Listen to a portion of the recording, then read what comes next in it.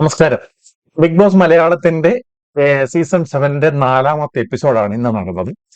ഇന്നത്തെ അതിനകത്തില് ഏറെക്കുറെ രാവിലത്തെ ഡാൻസും ഒക്കെ കഴിഞ്ഞ് വന്ന് ഒരു 10 മണി കഴിഞ്ഞപ്പോഴത്തേക്ക് പിന്നെ അനൗൺസ്മെന്റ് ചെയ്തു. ടാസ്ക് തുടങ്ങിയായിരുന്നു. അതായത് ആദ്യത്തെ രാവിലത്തെ ഇതെന്ന് പറഞ്ഞാൽ ഓമനപ്പേരെന്നും പറഞ്ഞ ഒരു ആ, ഇത് തുടങ്ങിയായിരുന്നു. അതായത് 2 ടാസ്കാണ്. ഒന്ന് ഓമനപ്പേര്, ഒന്ന് ഭാഗ്യത്തിന്റെ പണിപ്പെട്ടി. ഇങ്ങനെ 2 ടാസ്കുകളാണ്. ഇതിനകത്തില് 2 ടാസ്കും ഒരു എൻറ്റയർലി ഡിഫറെന്റ് ടൈപ്പ് ആയിരുന്നു. കാര്യം മത്സരാർത്ഥികൾക്ക് ഈ 3 ദിവസം കഴിയുമ്പോൾ 4ാമത്തെ ദിവസത്തേക്ക് വരുമ്പോൾ കഴിഞ്ഞ സീസണിലേക്ക് വെച്ച് നോക്കുമ്പോൾ വളരെ ടൈറ്റ് ആയിട്ടും ഇവരുടെ മാനസിക സമ്മർദ്ദം ആ, ഉയരുന്ന രീതിയിലൊക്കെ ഉള്ള ടാസ്കുകൾ വരുന്നു. അത് നമുക്ക് 7ന്റെ പണി എന്ന് പറഞ്ഞാൽ അത് കറക്റ്റ് ആണ്. ഇപ്പൊ ഇതിനകത്ത് എന്താണ് നടക്കുന്നത്? ഓരോ ദിവസവും ഓരോ പണിയാണ്. നമ്മൾ ഇതിനകത്ത് ഒന്ന് കണ്ട് സന്തോഷിക്കാൻ പറ്റത്തില്ല. ആര് ഇതിനകത്തിലേക്ക് ഒരു ലീഡിങ് സ്ഥാനത്തേക്ക് വരും? കുറെ ദിവസം കൊണ്ട് അനീഷിന്റെ കളികളൊക്കെ ഏറെക്കുറെ ഇന്നത്തെ ഇടം കൊണ്ട് അനീഷ് പുറകോട്ട് പോകുന്ന രീതിയിലാണ് കണ്ടിട്ടുള്ളത്. അപ്പൊ നമുക്ക് ഇതിനകത്തില് ആദ്യത്തെ ഈ ഒരു ടാസ്കിന്റെ ഭാഗം എന്ന് പറയുന്നത് മത്സരാർത്ഥികൾ പരസ്പരം അങ്ങോട്ടും ഇങ്ങോട്ടും ഓമന പേർ വിളിക്കുകയായിരുന്നു ഈ ടാസ്കിൽ. ഇതിനകത്തിൽ ഏറ്റവും വിവാദം വന്ന ഒരു പ്രശ്നം എന്ന് പറയുന്നത് പല പേരുകളും വന്നു. പിന്നെ ഇതിനകത്തിൽ വന്നത് അക്ബർ ഖാൻ രേണുസുതിയെ സെപ്റ്റിക് ടാങ്ക് എന്ന് വിളിച്ചു. അതായത് വലിയ വിവാദം ഇന്ന് സൃഷ്ടിച്ച ഒരു പേരായിരുന്നു അത്. അപ്പൊ അതിന്റെ പരമായിട്ട് രേണുസുതി കരയുന്ന ഒരു അവസ്ഥയൊക്കെ അതിനകത്ത് സീൻ ഉണ്ടാകുന്നുണ്ട്. ഈ മത്സരം കഴിഞ്ഞ് റൂമിൽ പോയിരുന്ന രേണുസുതി ഇങ്ങനെ കരയുന്ന വക്കിലൊക്കെ എത്തി.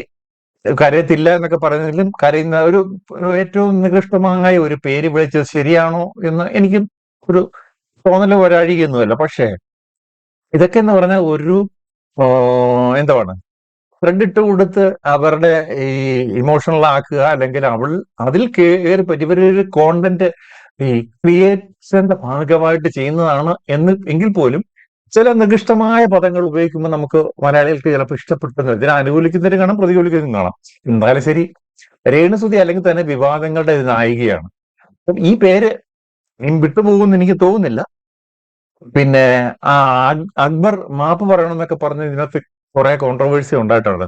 ഏതായാലും ശരി, ഇതിന് അവസാനം വന്ന് ബിഗ് ബോസിനോട് അക്ബർ പറഞ്ഞിട്ടുണ്ട്, ഞാൻ ഒരു ഇതായിട്ട് കൊടുത്തതാണ്, അല്ലാതെ മനഃപൂർവ്വം ഒരു ഗെയിമിന്റെ ഭാഗമായിട്ട് പറഞ്ഞതാണ്.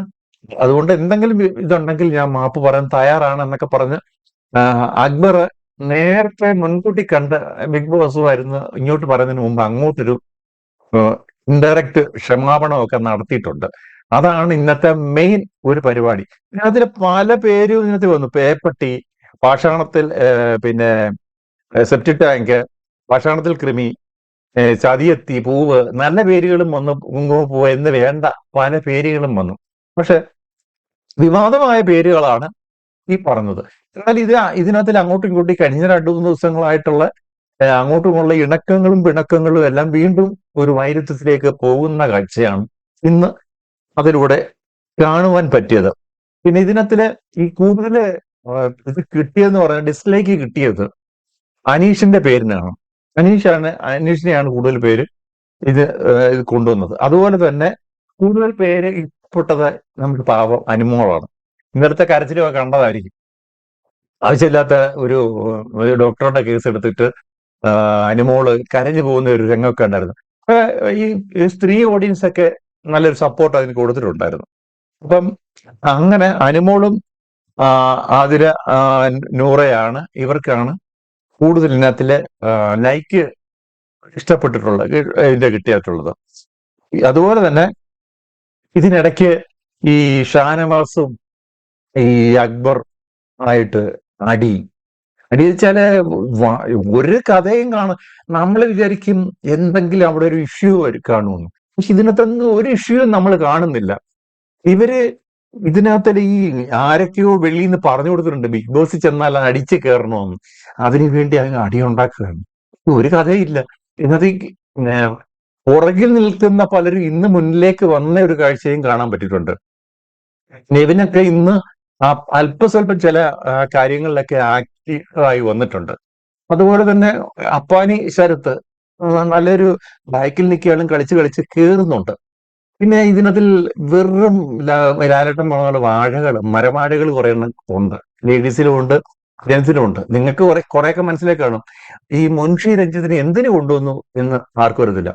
പിന്നെ ഈ ശാരിക ലേഡീസിലെ നമ്മൾ ഇവരെയൊക്കെ എന്ന് പറഞ്ഞാൽ നമ്മളൊരു ടാർഗറ്റ്, നമ്മൾ ഇവരിൽ നിന്ന് കുറെ പ്രതീക്ഷകൾ ഉണ്ടായിരുന്നു. പക്ഷെ അതിനനുസരിച്ചൊന്നും ഇവർ കളിക്കുന്നില്ല. അവർക്ക് ഹോട്ട് സീറ്റിലുള്ള ചില കളികളുടെ കാര്യങ്ങളൊക്കെ പറയുന്ന ഒരു സീൻ ക്രിയേറ്റ് ചെയ്തപ്പോൾ മാത്രമാണ് അതിനകത്തില് ഒരു ഇത് ആക്ഷൻ വന്നിട്ടുള്ളത്. അല്ലാതെ അവർക്ക് ഒരു ക്വാളിറ്റി അതിനകത്ത് കാണുന്നില്ല. സാധാരണ ഹോട്ട് സീറ്റിൽ വരുന്നവരെ പൊരിപ്പിക്കുന്നവര് ഇതിനകത്ത് വന്നിട്ട് ഇടുകയായിട്ടൊക്കെ ചെറിയ ചെറിയ കൂട്ടി ചോദിച്ചൊക്കെ പോകുന്നതിലും വലിയ പ്രശ്നങ്ങളിലേക്ക് പോകുന്നില്ല. എന്താണെന്ന് നമുക്ക് മനസ്സിലാകുന്നില്ല.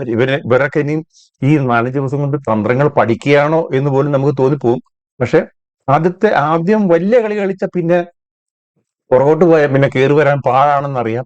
പക്ഷെ അതുകൊണ്ടായിരിക്കും അങ്ങനെ ചിലരുടെ ഒരു സ്ട്രാറ്റജി ആയിരിക്കാം. നമുക്ക് അറിയാൻ പറ്റത്തില്ലത് എങ്ങനെയായി വരുമെന്നുള്ളത്. രണ്ടാമത് വന്ന ഒരു ടാസ്ക് ആണ് പിന്നെ ഭാഗ്യത്തിന്റെ പണപ്പെട്ടി.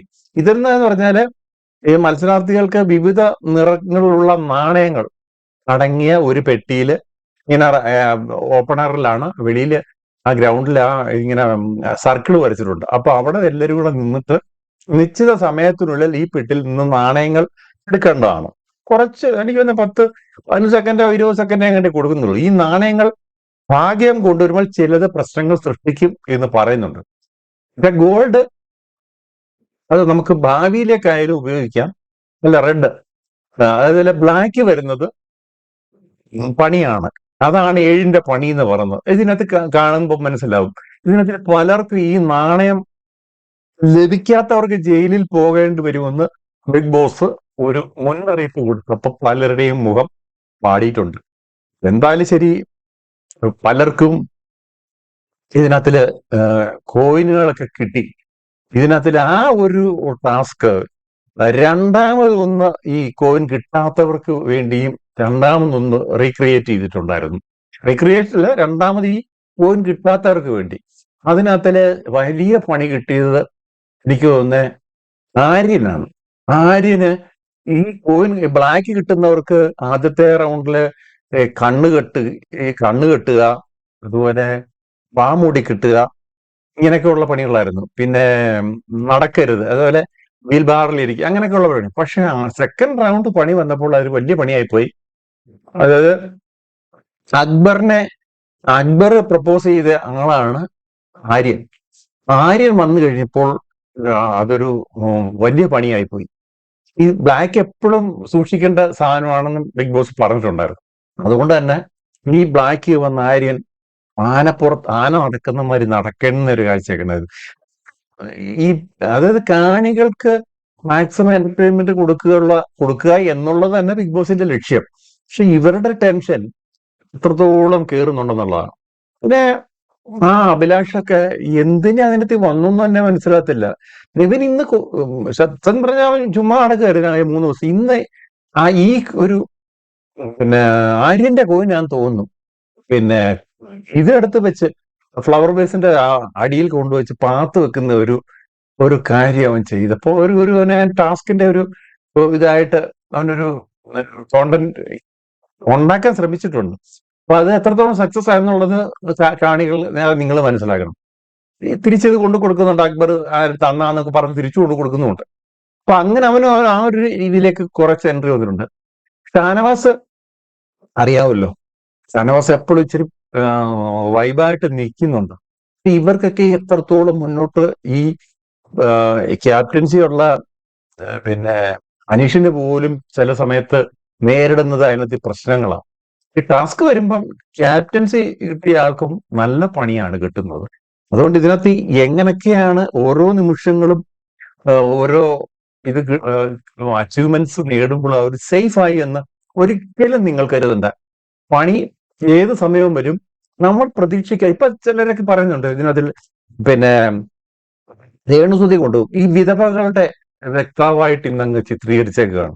രേണുസുതി തന്നെ പറഞ്ഞു, ഞാനൊരു അമ്മയല്ലേ, വിധവയല്ലേ, ഈ സെന്റിമെന്റ്സ് ഒന്നും വർക്കൗട്ട് പറഞ്ഞു. ലാലേട്ടൻ ആദ്യമേ പറഞ്ഞു സെന്റിമെന്റ്സ് ഒന്നും വർക്കൗട്ട് ചെയ്യരുതെന്ന് പറഞ്ഞു. ഇതൊക്കെ അവിടെ നെഗറ്റീവായിട്ട് എടുക്കത്തുള്ളൂ. ഇതൊക്കെ ഈ മത്സരാർത്ഥികൾ പലരും ഇതൊക്കെ മറന്നിട്ടാണ് ഓരോ ദിവസവും ഓരോ ഡയലോഗുകളും. പക്ഷെ വേറെ സ്ക്രിപ്റ്റഡ് അല്ലല്ലോ, അതുകൊണ്ട് തന്നെ വീണ് പോകും. ഈ മനസ്സിലെ വികാരങ്ങൾ വരുമ്പോ വീണ് പോകുന്ന ഈ സെന്റിമെന്റ്സ് ഒന്നും ഇങ്ങോട്ട് ഇടക്കല്ലേ എന്ന് ലാലേട്ടൻ പറയുന്നത് കേട്ടിട്ടുണ്ടല്ലോ. അപ്പൊ ഇതൊന്നും അറിയാതെ പറയുന്നുണ്ട്. പക്ഷെ ഇപ്പൊ ഒരു ഫസ്റ്റ് 3 ദിവസം കഴിയുമ്പോ അനീഷ് വരും, പിന്നെ ഷാനവാസ് വരും, അക്ബർ വരും. ഇതൊക്കെ പറയുന്നതല്ലാതെ പിന്നെ ഹനുമോള് വരും, രേണുസുതി വരും. ഇങ്ങനെ 3-4-5 പേരുടെ പേരുകൾ ഇതിന്റെ ഒരു ടോപ്പിലേക്ക് പോകുന്ന ഒരു പബ്ലിക്കിന്റെ ഒരു വോട്ടിങ്ങിന്റെ ശതമാനമൊക്കെ വെച്ചിട്ട് ഒരു നമുക്ക് കാണാൻ പറ്റുന്നുണ്ട്. പക്ഷെ ഇതൊക്കെ ഏത് സമയവും തകിടം മറിയും എന്നുള്ളത് യാതൊരു തർക്കവുമില്ല. പിന്നെ ഈ വണ്ടി തള്ളുമൊക്കെ ഇച്ചിരി കട്ടിയായിരുന്നു. അനീഷ് വണ്ടിയിൽ ഇരിക്കുന്ന സെക്കൻഡ് റൗണ്ട് വന്നപ്പം അനീഷിനെ തെള്ളിയിട്ടാന്ന് പറഞ്ഞ് അനീഷ് പ്രകോപനം ഉണ്ടാക്കുന്നു. ഉടനെ തന്നെ അനിമോള് പിന്നെ ബിന്നിയൊക്കെ കൂടെ വന്നിട്ട് പറഞ്ഞു, അല്ല വണ്ടി ഇരിക്കണം, അങ്ങനെ ആ, പറയാൻ മാറാൻ പറ്റത്തില്ല, ടാസ്കിന്റെ ഭാഗമായിട്ട് ഇരിക്കണം എന്നൊക്കെ പറഞ്ഞിട്ട് ബിഗ് ബോസ് പിന്നെ കുറച്ച് കഴിഞ്ഞ് പിന്നെ ഈ വീൽ ബാർ നിർത്താൻ പാടില്ല, ഇരിക്കാനുള്ള പെർമിഷൻ കൊടുത്തു. അപ്പൊ ഇങ്ങനെ അനക്കി അനക്കി അനക്കി ഇരിക്കണം. പിന്നെ കുറെ കഴിഞ്ഞ് ബിഗ് ബോസ് അതിൽ നിന്നൊക്കെ അവര് റിലീവ് ചെയ്തു. അതേതായാലും നല്ല കാര്യമാണ്. ഇനിയിപ്പോൾ അടുത്ത ഇതെന്ന് പറഞ്ഞു കഴിഞ്ഞാൽ ഈ അനുവും ശരത്തും കൂടെ ഒരു വാഗ്വാദം അവസാന നിമിഷങ്ങൾ ഉണ്ടായിട്ടുണ്ടായിരുന്നു. അതായത് ഈ അനു പറയുന്നത് ഈ ശരത്ത് വരുന്നത് ഗ്രൂപ്പിസത്തിന്റെ ഭാഗമായിട്ടായിരുന്നു. അപ്പോൾ ഇന്ന് ഈ ശരത്തും ഒരു സെക്കൻഡ് നിരയിലായിരുന്നു. പക്ഷെ ശരത്ത് ഇന്നൊരു കാര്യം പറയുന്നുണ്ട്. ഞാൻ ഈ പറയുന്നവരുടെ എല്ലാം പേരുകൾ എണ്ണി പറയുന്നു, ഞാൻ ഇവർക്കെല്ലാം വരും ദിവസങ്ങളിൽ പണി കൊടുക്കും. എന്റെ ടാസ്ക് അല്ലെങ്കിൽ എന്റെ കഴിവ് ഞാൻ ഉപയോഗിച്ച് തുടങ്ങിയിട്ടില്ല, തുടങ്ങാൻ പോകുന്നേ ഉള്ളൂ. ഇത് വെറും ഇതായിരുന്നൊക്കെ വെടിമരുന്നായിരുന്നൊക്കെ പറഞ്ഞുള്ള രീതിയിൽ ശരത്ത് അനുമോൾക്ക് വേണ്ടിയിട്ട് ഇങ്ങനെ പ്രൊവോക്ക് ചെയ്തപ്പം പറയുന്നുണ്ട്. ഇനിയും വരും ദിവസങ്ങളിലൊക്കെ എന്തൊക്കെയാണ് ഇതിൻ്റെ അതില് നമ്മൾ കാണാൻ പറ്റുന്നത്. ഇന്ന് ഇത് അനിയും മറ്റു കാര്യങ്ങളോ അങ്ങനെയുള്ള കാര്യങ്ങളോ അല്ലെങ്കിലും മറ്റേ പണിപ്പുരയിലെ കാര്യങ്ങളൊന്നും ഇന്നില്ലായിരുന്നു. പിന്നെ ഞാൻ കഴിഞ്ഞ ഇതില് ഇത് നോക്കുമ്പം മനസ്സിലാക്കിയ ഒരു കാര്യം, ഇന്ന് ഞാൻ കണ്ടിട്ടില്ല, നിങ്ങൾ കണ്ടെങ്കിൽ അത് കമന്റ് ചെയ്യാം. സ്മോക്കിംഗ് ഏരിയ ഇപ്രാവശ്യം ഇല്ല എന്ന് തോന്നുന്നു.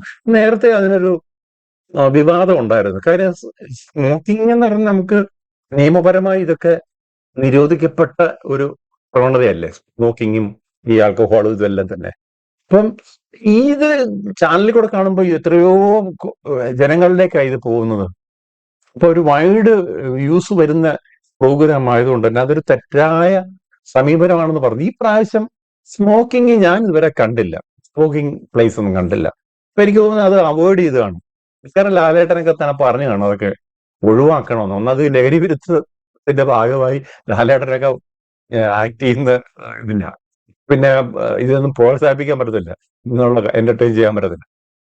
ഏതായാലും ശരി, 4-ാമത്തെ എപ്പിസോഡില് ഈ രണ്ട് ടാസ്ക്, ഈ ഭാഗ്യ ഈ കോയിൻ എടുക്കുന്നതും രണ്ടാമത് ഈ ഓമനപ്പേരില് രേണുസുതി അതുപോലെ തന്നെ ചില പറയുന്ന വന്നിട്ടുണ്ടായിരുന്നു. അതായത് രേണുസുതിനെ ഫ്ലൈറ്റ് കയറിയപ്പം പിന്നെ അടുത്തിരിക്കുന്ന ഒരു സീറ്റ് ബെൽറ്റ് ഇടാൻ പറ്റിയില്ല, എനിക്ക് അങ്ങോട്ട് സീറ്റ് ബെൽറ്റ് ഊരാൻ പറ്റിയില്ല എന്നൊക്കെ പറഞ്ഞു. ഇവർ ഈ പുറത്ത് നിൽക്കുമ്പോഴും പറഞ്ഞ കള്ളങ്ങൾ അകത്ത് പോയി പറയാതിരിക്കുന്നത് നല്ലതാണ്.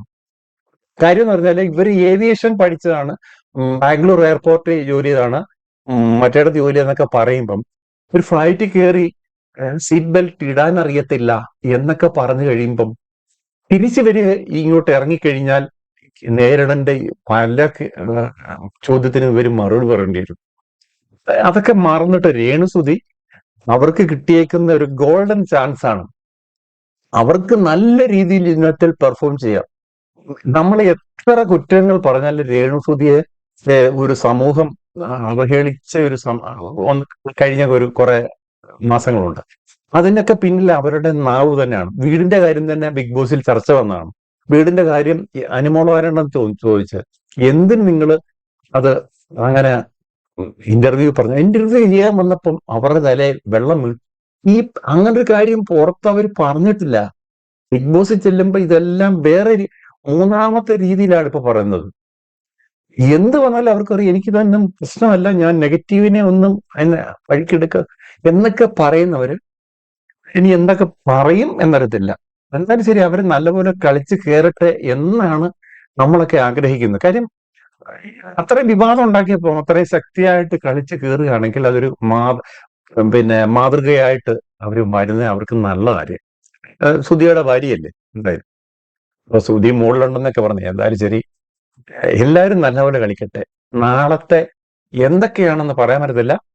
നിങ്ങൾ പ്രതീക്ഷിക്കാത്ത ടെസ്റ്റുകൾ ഇതിനകത്ത് ഓരോ ദിവസവും സംഭവിക്കുന്നുണ്ട്. അത് സംശയമില്ലാത്ത കാര്യമാണ്. ഓരോ ദിവസവും സംഭവിക്കുന്നുണ്ട്. പഴയതിൽ നിന്ന് വ്യത്യസ്തത പുലർത്തുന്ന ബിഗ് ബോസ് 7ന്റെ അടുത്ത ഒരു എപ്പിസോഡിൽ നമുക്ക് കാണാം. നന്ദി, നമസ്കാരം.